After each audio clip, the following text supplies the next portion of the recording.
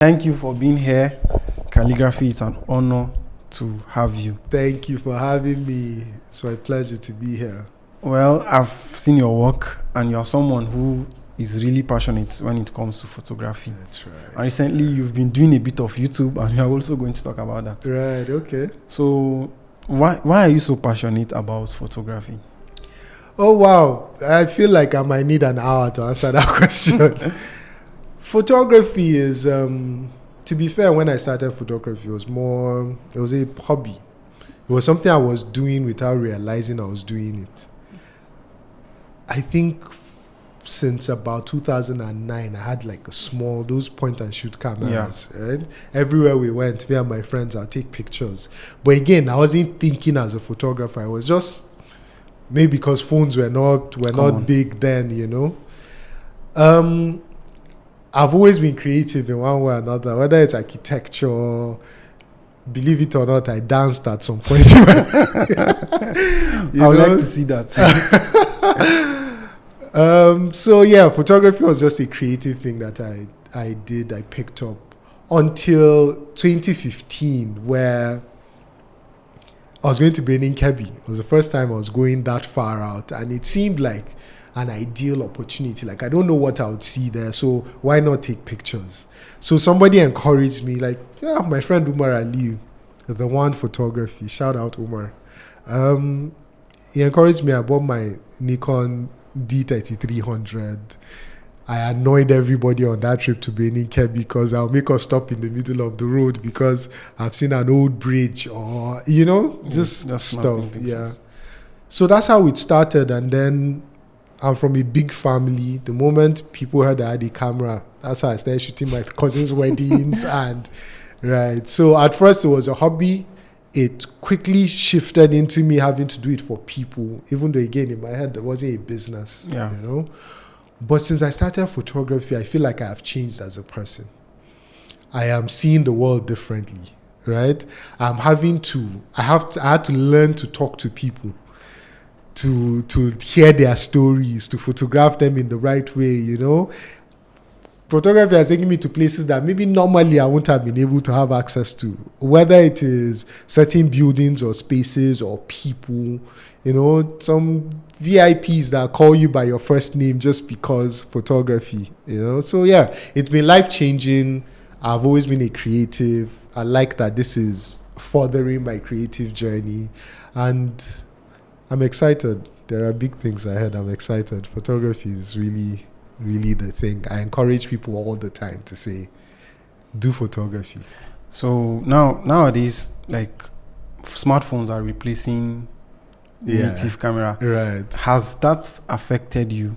Oh yeah. I was going to say I'm not sure if it has affected me personally, but yeah, it probably has.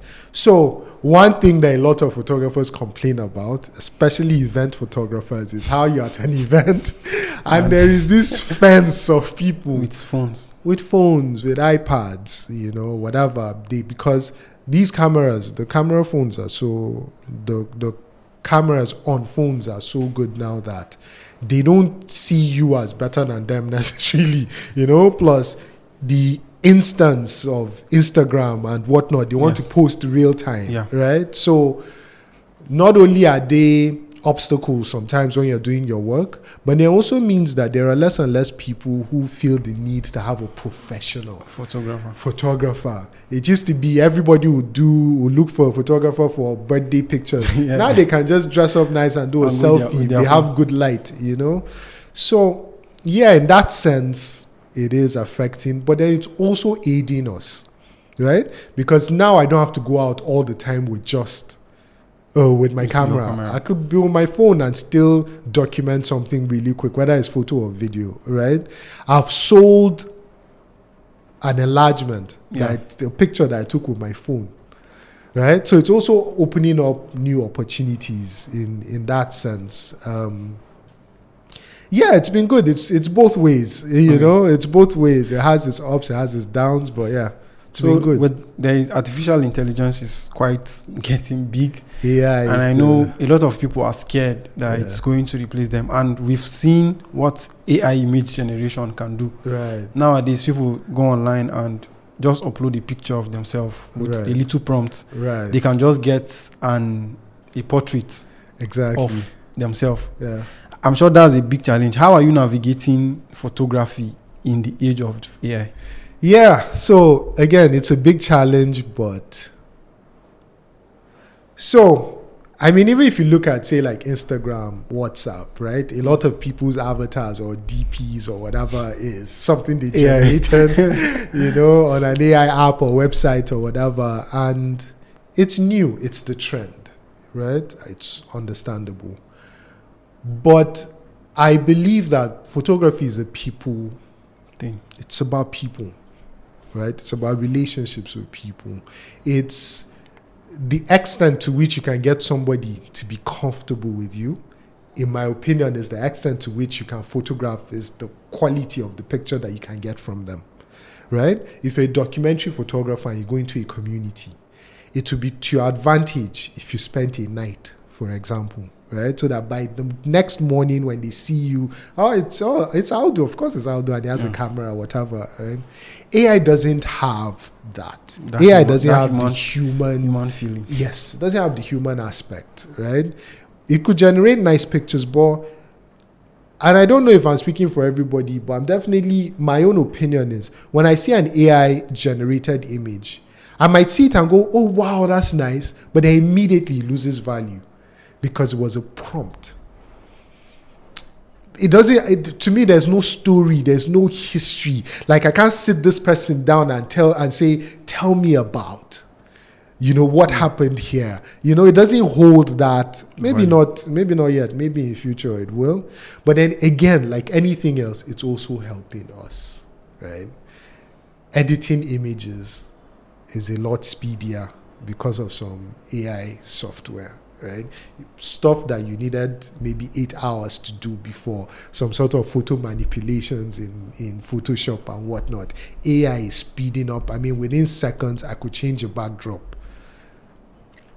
I could add birds, change, the sky, whatever, within seconds. Right? It has its advantages. Everything is.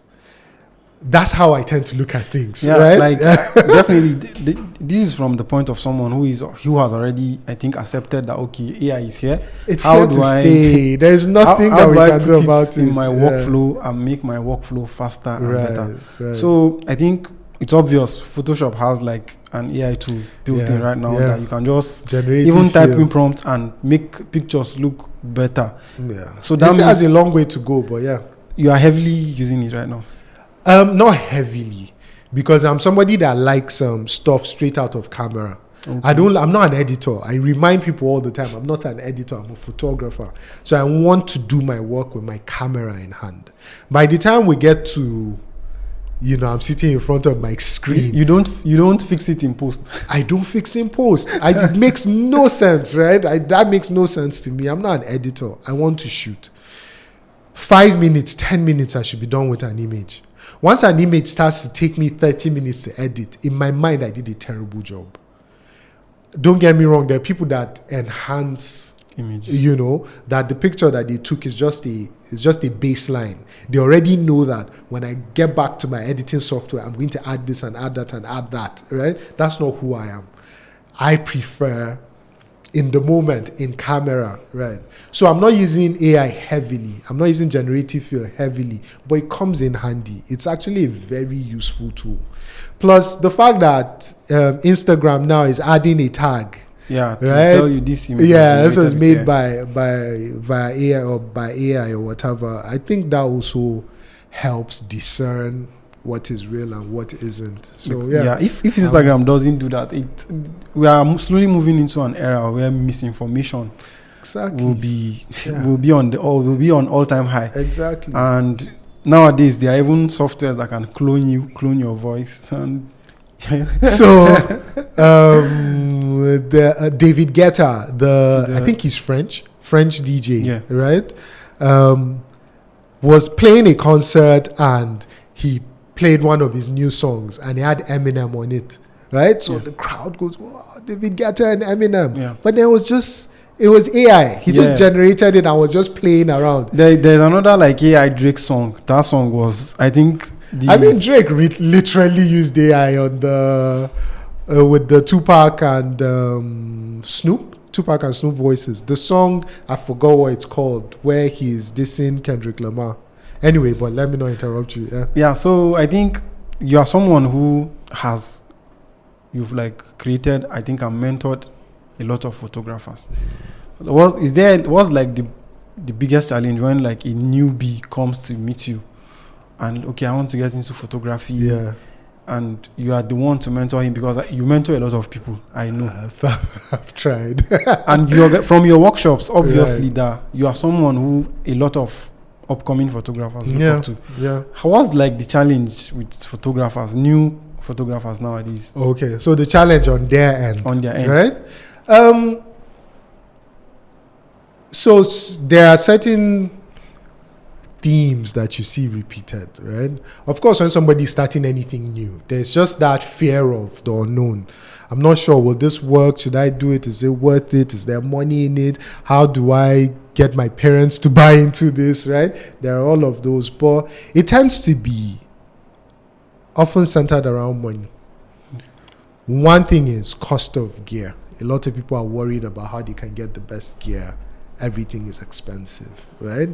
But then probably the most common thing is pricing. How do I price my work? When you go to school for whatever amount of years, you get a job, because there's a track record, right? In the civil service, you're at level this, you get paid this, and your allowances are this, right? People don't even tend to argue about their salaries. It's just what it is, right? And they have an idea what their 1 month of work is worth. Yes. But with creatives, especially people that are just naturally gifted at something, it's how do I charge to paint? I mean, I'm good at painting. I'm good at sketching. I've always done this since I was a kid. How do I put value to this thing, right? It translates to photography as well. I like photography. I like photographing, but how do I charge? Do I charge per hour? So anyway, pricing is something that is very recurrent. Even with established photographers, like once 2, 3, 4 photographers sit down now, pricing comes up. Absolutely, pricing comes up. So pricing, cost of setting up a business, right? But then also just general acceptance from the society. Like, how am I a graduate of geography, a graduate of architecture, and then I'm going to go and meet my people now after they paid, for school, and then I tell them, photography is the thing. Okay. Especially when you're telling people who, when they were growing up, photographers were not the most educated people. Do you get what I mean? In the society, they were not the most respected. Those olden days photographers. Exactly. That's the image a lot of them still have. I mean, thankfully it's changing, but yeah. So I'd say maybe those. I have like 2 questions around pricing and gear. Right. Okay. And I'm going to start with, does gear matter in what you do? Oh, this question again. Gear absolutely matters. Gear absolutely doesn't. Both are correct. Gear matters. Imagine that you're a sports photographer. United are playing Arsenal. You're in the stadium. You're at the Emirates, you're at Old Trafford, and you're supposed to take those pictures. And you have whatever camera it is, but you have a 16 mm. You're not going to shoot anything. You might get nice wide pictures of the pitch, but you will not get those close-up, somebody's about to kick a ball, celebrations, keeper diving in there, because you're not close enough. Yeah. Right? That's why if you pay attention to the side of the pitch, you see the longest lenses, the biggest, because they need range, right? So, of course, gear matters in that sense. Whether it is detail that you're capturing to be able to work on later, whether you're shooting for print, right? You're shooting for a billboard, gear matters. But then on the flip side, gear doesn't matter, because how do you see? Are you a creative person?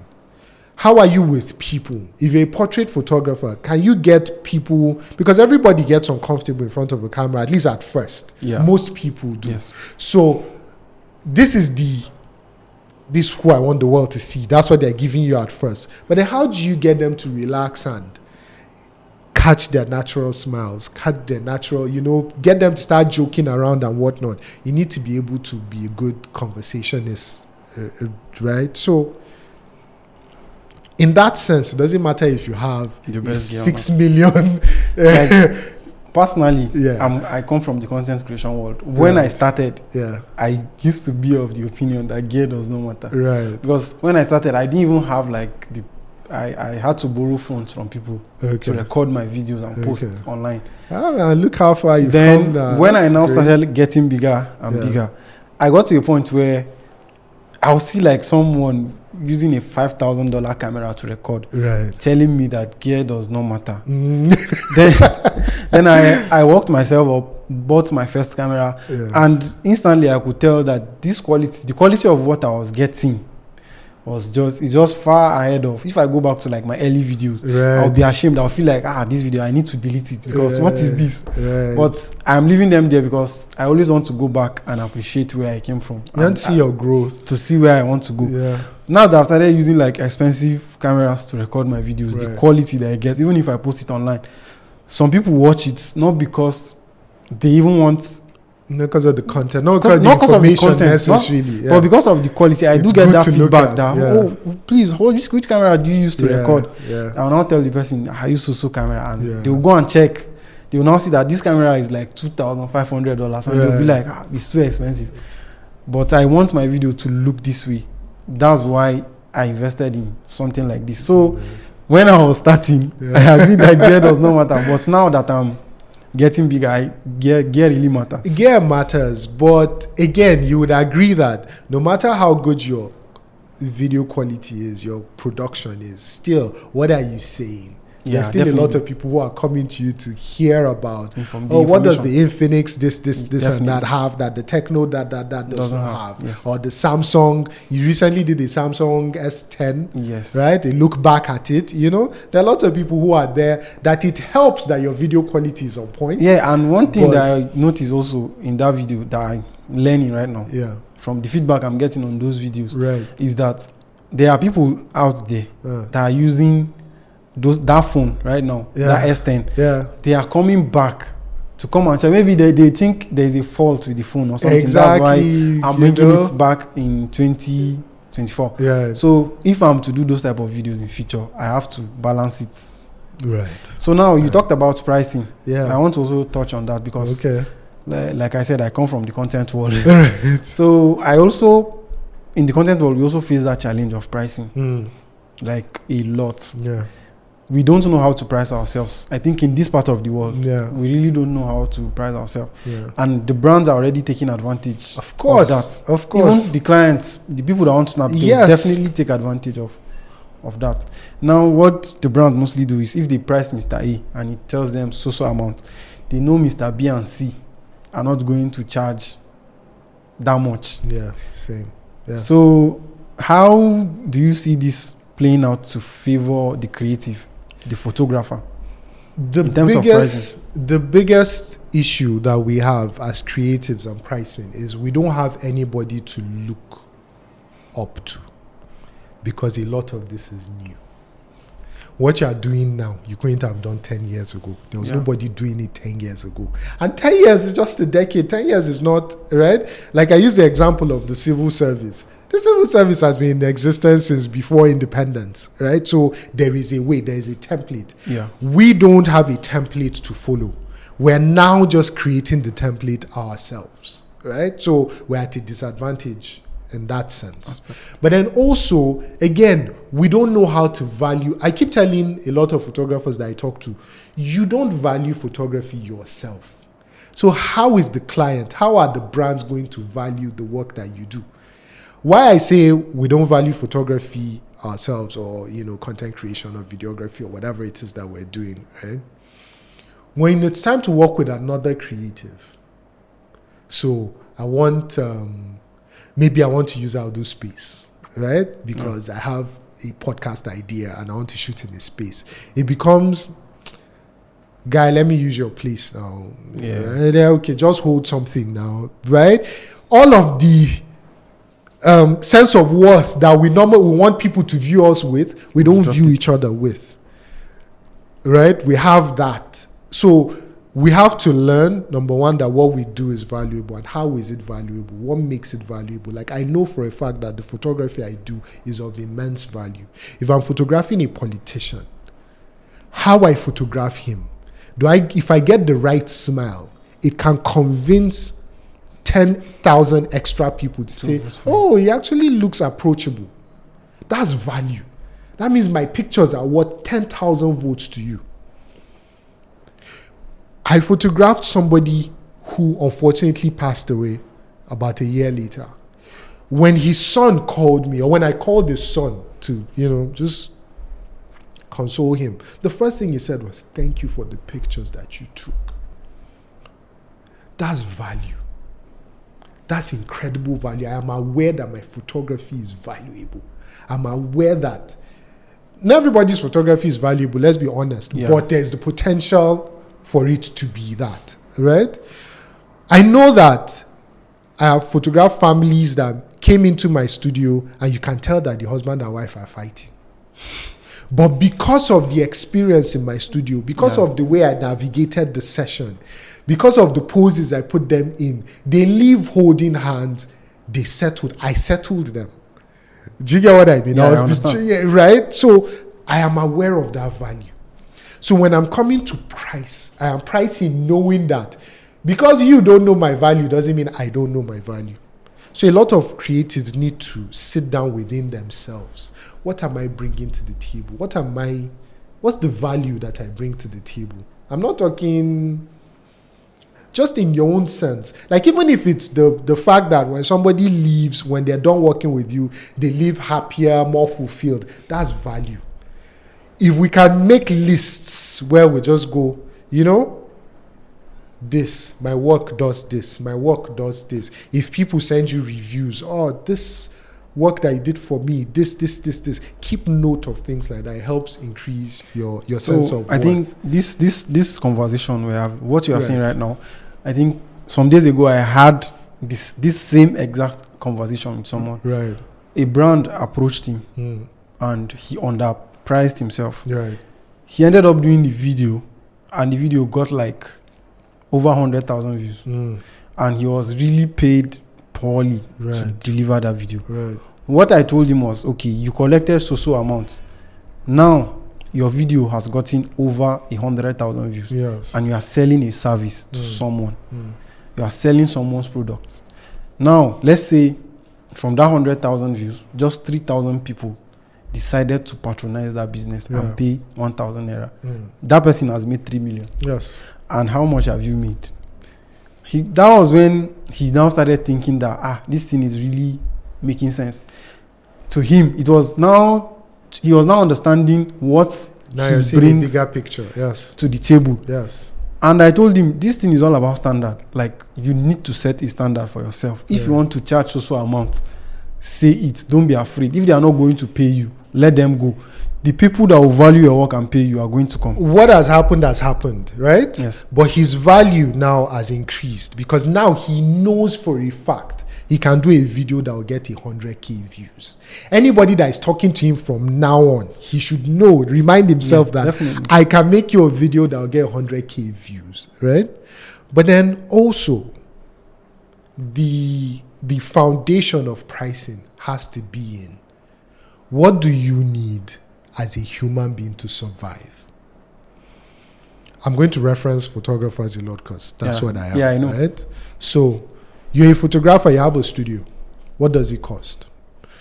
You have a house. Some people, their studio is their house, but, let's say you have a house. Do you pay rent? How much is that rent? Power, how much do you pay? Water, do you have a security guard? Do you have cleaners? All of these things, how much? Then you're a human being, you need to relax. Whatever your relaxation is, you go to eat fish, you go to watch movies, whatever it is. Every once in a while, you should be able to splurge on something. You want to buy the newest phone you just saw on Howdo's channel. Yeah. Or you want to travel someplace. You want to go by the water in Lagos. You want to go abroad. You want to go for Umrah or Hajj. Whatever it is, right? You should be able to do this, let's say once a year. Let's say twice a year, whatever. you need to be aware of these numbers. That's something we don't do as well. What are your numbers? How much do you need to survive? And then how many jobs do you want to do? So for me, in my studio, I want to do 2 portrait sessions a week, 2 weddings a month. So I'm shooting 8 portraits a month, 2 weddings. That's what I want, 10 jobs. So knowing all of my numbers, how much I'm paying rent, how much I'm paying salary, all of these things, how much I'm paying school fees for my kids, know all of these things, it means I know how much I need to make a year. I know how much I need to make a year to keep up my lifestyle. Divide that by 12. I know how much I need to make 1 month. Yeah. Then it becomes, let's suppose that what I need in a month is 1 million. For easy maths, let's say it's 1.2 million. Yeah. No, sorry, I'm mixing stuff up now. 1 week is 1 month is 30 days, right? So let's say that I need to make 300k a month to survive. Divided by 30. What is that, 10k? Something like that? Yeah, yes. Whatever the math is, right? It means I need to make 10k, or is it 1k? Wow, my brain is fried right now. But you get the point. You get the point I'm making. How much do you need in a year? Break it down to how much you need in a month. Then how many sessions do you want to do in that month? Then it becomes figure divided by sessions will give you how much you need to make per session. So if per session you need to make 50k, that's what from your maths now you need to make 50k. Of course, you're not going to charge 50k. You might charge 60, you might charge 100, whatever it is that you wish. But then you now know that even though clients will come and say, give me a discount now, reduce money, you know that you cannot go below 50k. You should never work for less than 50k, or else you will not survive. So there is discover what value you bring, but then there's also do your numbers and know how much you need to charge, survive, right? So if 50k is what you need, you can say, because my value keeps increasing, I'm going to double 50k to 100. When you add another year of experience and knowledge and growth, triple the 50k to 150. But your baseline is 50k. So that's an easy way to come about what do I need to charge in whatever it is you do as a creative, because you must survive. You must thrive. It's not even just survive. You must thrive. What you're doing is valuable. You're documenting history. That's the thing that creatives don't think about. You're documenting history. What do we know about? A lot of the stuff that we know about civilizations from hundreds, thousands of years ago is stuff that the poets wrote. Yeah. It's stuff that the artists drew on caves. Do you get what I mean? Yeah. We are the ones that are responsible for documenting history, so we should be valued accordingly. Well, that's an explanation that I'm definitely taking for myself. Moving forward on how I'm going to approach charging. Even when I started working with a team, with people around me, I was much more focused on the content creation aspect of things. But I had to realize that, okay, there are times when if you want to do all that stuff, there are ways you approach it. It's not just to do that content creation stuff. You have to bring the storytelling. There are stuff that if you want to do, maybe you want to shoot an ad for someone, or you want to document a wedding, you have to approach it in a way that has to tell the story. You have to capture the moment. Yeah, storytelling is king. It's important. Yeah. So how do you put storytelling in your photos? Like, I've seen a lot of pictures on your Instagram. I was there yesterday. But what I saw mostly were portraits. Yeah. I think because that's what I am zeroing into now is portraits, right? I have been fortunate enough to do a lot of different genres of photography, but the thing that fulfills me is portrait photography. I like sitting down, drink tea, gist, Tell me this, okay, you're a content creator, tell me about that. How did you get into it? I don't know, that's just what I find. I love weddings. Like, if there's anyone that is watching this that wants me to shoot their weddings, I'm game, right? But I don't find as many stories as at weddings these days. Not as many as it used to be. Now it's the gram, it's trending. That's what everybody's looking at. But there are a lot of stories that I hear and I try to tell with my captions, right? So in the captions, I try to share something that this person shared with me, some part of conversation, something that made us laugh, cry, whatever. But storytelling in portrait photography can be something as, I tell people sometimes, do you have a favorite mug in your house? Do you drink tea? Do you drink coffee? Do you have a favorite mug? Bring it to the studio, right? Do you have a best friend? Come with your best friend. Come with your best friend. Something, just bring something that you can tell me a story about, and I could incorporate those things in our setup, or, I'm photographing a graduate, right? She's graduating from Air Force, and for her photo shoot, rather than just the typical graduation, gray background, we're going to print maybe like an 8x8 print of a plane, right, on a tarmac, and then that's her backdrop. Yes, the uniform she's wearing will tell you what she's doing, but just adding that plane means we're elevating the story. Definitely. So storytelling in whatever it is, storytelling might even be in the way you pitch to get clients, right? Even if you're not doing it with your pictures necessarily. So for example, what is your why? Why do you do content creation? Brands buy into things like that. Certain clients buy into things like that. Why do you do what you do? That's where you find that even if the quality of what you do is not to the standard they would like, because they like your story, they might buy into it. For example, I take extra care now. I get extra joy when I'm doing family portraits. The reason why is my dad passed away in 2007. That's how long that's 17 years ago. I don't have a picture of me and him together. I don't have a single picture of me. It probably exists somewhere. Maybe somebody somewhere has one, but I've never seen it. I don't have one. So when I'm photographing a family now, I make sure that not only am I photographing the group, I must make sure that each person has a picture with mom, each person has a picture with dad, siblings together, even if it means I have to give them extra images, because in my mind, I'm giving them something I don't have myself.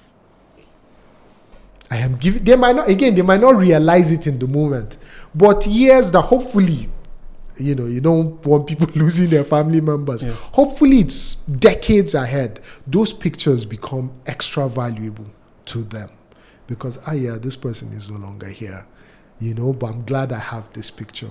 So it's something that I think about when I'm photographing people. That's the story. And when people hear that story, I was invited for a business summit and I was speaking and they asked, why do you do the business that you do? So when I told the story, the people that were watching, I got bookings. Like when I came downstairs, I was like, please, where is your studio? Can I have your details? I want to come and shoot with you because of your story. So storytelling is you talked about important. Clients. Getting clients can be quite difficult for some people. Like if you are to go back with zero experience, how will you try to get clients? Well, I can't answer that with zero experience. It will be if I go back now with the experience I have. Okay, right? If you go back with the experience you have. So the experience I have. I think something that holds us back is we try to get everybody. When we're looking for clients, it's just anybody who is offering me money. Do you get what I mean? Where's money coming from? Where's money coming from? We're just taking it from wherever we can get it.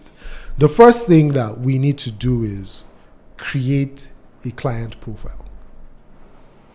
Who do I want to work with? So my ideal client is called Auntie Aisha. Yes. Right? I created a profile, named the person. So I want to photograph somebody who is 35 plus, somebody who's a business owner or has a high paying job, somebody who has kids, right? Somebody who hopefully lives in Abuja, but I don't mind traveling, right? Somebody who is 35 means we're close in age. So some of the music from 15, 20 years ago, that person will find relatable. So we don't have to listen to Charlie Poppy when I'm photographing that person. Do you get what I mean? I understand. So when I know these things, when I know that the client I want is this and this and this and this and this, then it becomes easy for me to say, where will I find this client? This person, there's a good chance that this person is not on TikTok. So I can post 1 million videos if I wish on TikTok. I will not get clients because the people I'm looking for are not on TikTok. You know where they are? Facebook. That's where they are. Because their secondary school friend, everybody is on Facebook. That's where that age group is. I mean, okay, maybe 35 is a bit, but whatever, you get the point I'm making, right? Yeah. Are they on Instagram as well? Yeah, okay, they're on Instagram. If I'm looking to photograph business owners, yes, I should check out Instagram, I should check out TikTok. Do you get what I mean? Like, so because I know who my client is, I know where to go to find them. But then also, how do I reach out to them? So can I print flyers? This age group, if I print a flyer for a 20-year-old, I'm wasting my time. Yeah, definitely. You know, I'm wasting my time, as in it's something they'll crumble, right? Yeah. But if I had a QR code, yes, you know, they can relate to that. It's just a quick scan, they have your details and they're gone. Somebody who is 50 might need to see you in person before they book you. They need to know that, oh, this is who you are, this is how you sound, this is where you live, this is where you are from. Unfortunately, people at that age range still care, where is he from? Before they decide to give you their money, right? So basically, the information that you need to start with is, what are the kinds of clients? Who am I looking for?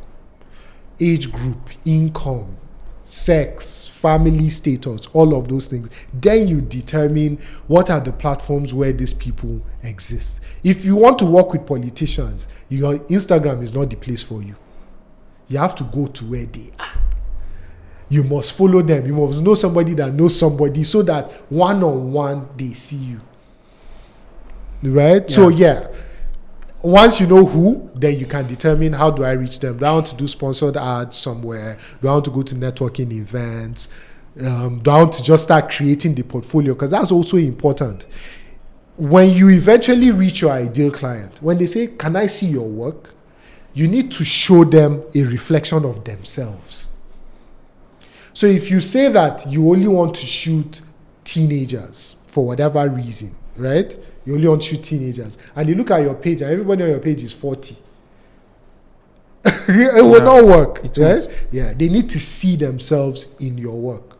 So who are they? Where are they? How much they earn? Create the portfolio for them, and then towards the end of what you were saying, you talked about social proof. Right. Social proof is absolutely that necessary. Is like something that I personally value it a lot, because if you say you're doing something, show us, let's show working. Show working. Exactly. Show that's working. What they say. You need social proof. You pointed out creating like a target audience. Yeah. I think in the content creation world, that's what we call it. A lot of people make this mistake. Before they go into content creation, they try to create for everybody. And it can never be like that. Nah, it can't work. If you want to succeed with content creation right from the get-go, you need to determine, who am I creating this video for? Absolutely. Who am I trying? Which problem? Whose problem am I trying to solve? Exactly. If you can be able to answer that question, I think you have just solved the entire. It's just remaining for you to go and sit in front of the camera and start posting content. Because if you're able to identify your audience, it will help you understand where they are. Yeah. And definitely there are people that are creating those type of stuff. Yeah. It's like a doctor. If you go to see a doctor, they don't just inject you with whatever. Yeah. What is wrong with you, right? Yes. They figure out quote-unquote target audience. Do you get what I mean? What is the illness that we're targeting, right? How are you feeling? This, before they determine what to give you. So you're coming in as a content creator, as a photographer, videographer, whatever it is that you're doing. First, what are the issues? Whose problem am I solving? I mean, that's how it even becomes easy to write down 50 video ideas. Because now, you are focused on one thing. Yeah. And I know it has to also do with niching down. Yeah.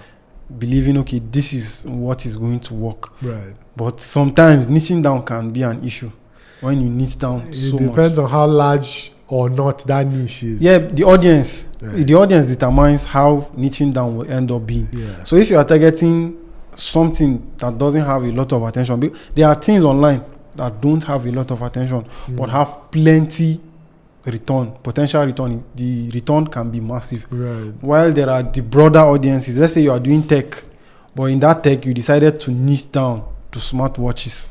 Right. You understand? Even if if Apple should release like the iPhone 18 Pro Max, it's not your business. It's not. You're after the Apple Watch. What can it do? There are a lot of people that are operating. There are a lot of people that are operating that way. They niche down. And with photography, I know it's like that too. Right, definitely. There are people that will decide, okay, I know people in Mina that all they want to do is portraits. Yeah. Like I know my guy, what's his name?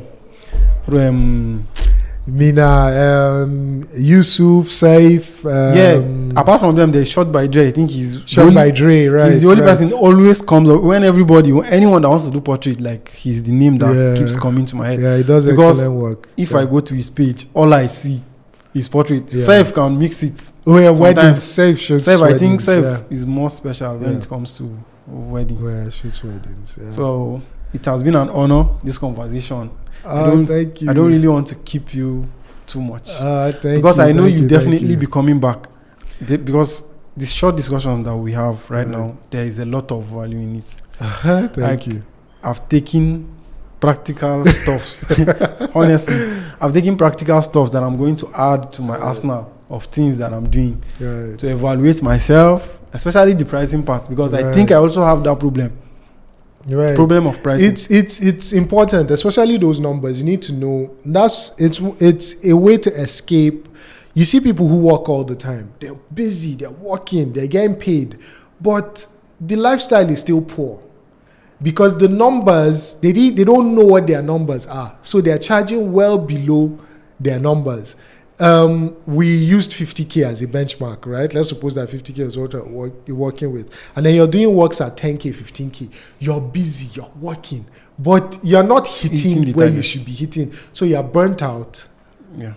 Fatigue becomes a problem and you're not living as comfortably as you should be living. So, So with YouTube now, just a brief one. Right. What should we expect? You've been uploading quite consistently. I'm trying even though to my own...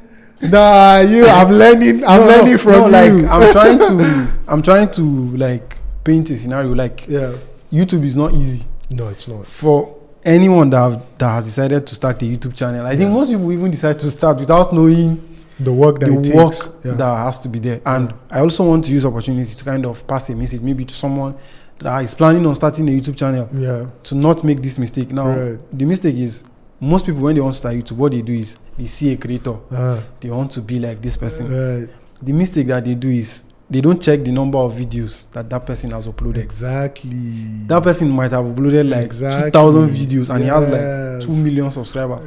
But you want to be like this person and you want your videos to be like that. It's not like a bad thing. It's a very good thing. Maybe at some point I was like that because when I started, I was definitely looking up to people. I was looking up to Eric Okafor. Like he was the person that I wanted to be like. Because the most. When I started YouTube, he was like the biggest in Nigeria. So I was like, this guy can do what he's doing.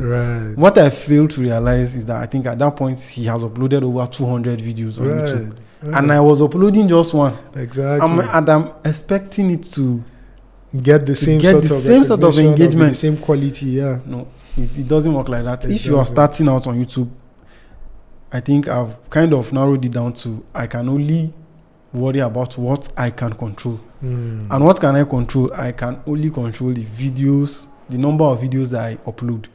Outside that, the rest, YouTube, it's out of your hands. It's out of my hands. It's out of your hands. That's actually a healthy way to look at it. Like, just what can you control is the content. What are you saying? You know, how are you saying it? What's your video sound quality, especially sound? Sound is very important. Yeah, especially sound quality. I can't overemphasize the importance of sound. Yeah. Even if like your video is horrible, yeah, and you have valuable information, and the audio is clean, even if like visually I cannot watch it, but I can hear, because most of the time, if I'm even watching videos nowadays, because sometimes I get occupied, I'm doing something and I want to still pay attention to the video. I end up just listening, not watching. Yeah. That's what I do. The example I use is old movies, right? People still sit and watch movies from the 40s. Yes. I mean, the video is poor. Terrible. Especially Nigerian. You know, especially go back and but if the sound is good, people will still watch it. Definitely. Right? People will still watch it. So how good is your sound? That's something that you can control. And be consistent. There's nobody that is going to make it without consistency. It's not just YouTube, it's life generally. Just be consistent. Consistency is right? Consistency is key. I remember when I was doing content, I used to tell people consistency. But the problem with consistency sometimes is you can be consistent and you not get the result. Right. If you're attached to the result, there will be a problem. And it happened to me, because I think I have like 12,000 followers on Instagram right now. Okay. But at some point, I was stuck at 4,000. Right. And I did like 7 months straight. Right. In fact, if I uploaded a video at that period, I was even losing. People were following me. I was like, what is really happening? It was really getting to me. And I don't want to say I was depressed. No, I wasn't depressed, but it was getting to me. And at that point, I just opened my TikTok. Within like 6 months, I already had 50,000 followers. Right. Why is Instagram? I now decided Instagram, I will not even post videos on Instagram. Then I think I had a video that did like 5 million views on Instagram. And that video, I didn't upload it on Instagram because you could just go, it's just 500 views. That's where it stopped. Yeah. One of my content creator friend was the reason why I uploaded that video on Instagram. He said, what is happening now? You don't post on Instagram nowadays. You just post on TikTok. You post on YouTube and you forget Instagram. And I told him, Instagram, I've been consistent posting every day. Yeah. Like I post for over 2 months, 3 months. Right. Every day I had a video. But it was tiring. I just uploaded that video from nowhere. Followers, views. Right. Since then, it has kind of been, even though it's not moving at the pace I want, but if I look at it, I see that it's growing. So slow progress, they say, is better than no progress. Yeah. Just to buttress something you said about fixating on results, right? There's what I keep saying: focus on your process, not the results, right? It's an analogy because I can argue football forever. Do you get what I mean? It's an analogy I use. Do you watch football? I play football. What team do you support? Chelsea. So you're a Chelsea fan. Now, Pochettino and the team started poorly, right? Yeah. But then from December to the end of the season, I think they got the 3rd or 4th most points in the league. Yes. Right? Where did they finish? Because United won the FA Cup. Chelsea dropped into the Conference League, yes. Right? Now, so the result of the season is Chelsea had a poor season. They're playing Conference League. Yes. But then the process from December to the now, end of the season, there's an upward trajectory. Definitely. Especially the last 5 games. Chelsea focused on the result and sacked the manager. That's what you think. But me personally, I don't think it has to do with the result. I think why he was sacked has to do with the ideology. The way they see the club, because if you observe, right, they gave him like I think 2 years contract. Okay. And the person that is coming on board right now has like 5 years. Right. It was more about the ideology, and I think they want to sell some players right now that he wants to keep. Right. That's what is kind of surfacing, because there are rumors over the future of Gallagher. He might leave Chelsea. You're a Chelsea fan. Let's not talk this into a football podcast. Let me give a second. Hopefully you get the point I'm making. I do. I mean, look at United. Terrible season. Win the FA Cup. concentrate on the results, forget the process. I mean, if they are gone by the process, managers should go. Do you get what I mean? When you are a photographer, videographer, content creator, creative generally, what is your process? Are you creating consistently? Are you improving? Right? Are you checking yourself? Because that's something we don't do as well. What are my strengths? What are my weaknesses? What do I need to improve at? Right? So, what is your process? Results might not come immediately for different reasons. Stop judging by the results. If I post a picture now and it gets 100 likes on Instagram, that's poor for me. But that doesn't mean it's a bad picture. For whatever reason, it just did not, my crowd just weren't feeling it for whatever reason. But that doesn't mean it's a bad. So don't judge by your results. Post your YouTube videos, be consistent. The results will come eventually. Just make sure that your process is right. And you asked what's coming on my YouTube. Yeah, what's coming. Right. So, because primarily I'm in Abuja right now, I'm creating a lot of stuff for Abuja photographers. But then with the gear reviews, with the studio tours, right? Hopefully we're looking to grow. I'm going to go and open shop in Lagos and chill there for a bit and just, breathe in that air, and create there.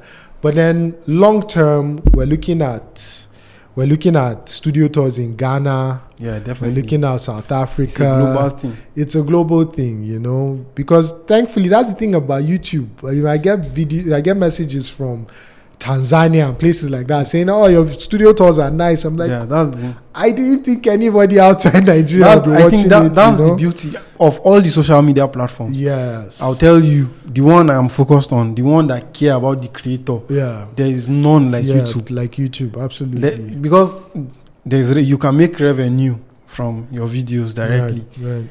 YouTube have workshops. Yeah, I've never exactly. seen Instagram organize any workshop. I was actually part of a YouTube workshop from November ending to January. You've been to? I've been invited to like several workshops in Lagos, but because I'm here and I can't really go there. Yeah. And I think what they were offering me at that time, accommodation and everything, they are not giving me. But there are still some workshops where YouTube is going to give you the accommodation and everything, and they'll fly you to different countries to go and do content, to go and do stuff. They really. So that's why I'm focused heavily on YouTube. Plus, if you're creating long form on YouTube, you can then just repurpose it for short form, the other platforms. Yeah, definitely. Yeah, so creators, keep going. Focus on your process. Yeah, thank you. It has been an honor having you here, and I'm sure you're going to come back again. I'll be honored to come back. Thank you. Well, maybe we'll talk about football if you come in. Maybe we'll talk about football. I'm a United fan, so I don't agree with you guys. Well, we don't mind. As United fans, it's only Madrid and Liverpool sometimes that we listen to. Everybody else, you park well. Okay. That's been an honor. Thank you for coming. Thank you for having me. Great work you're doing. Keep going.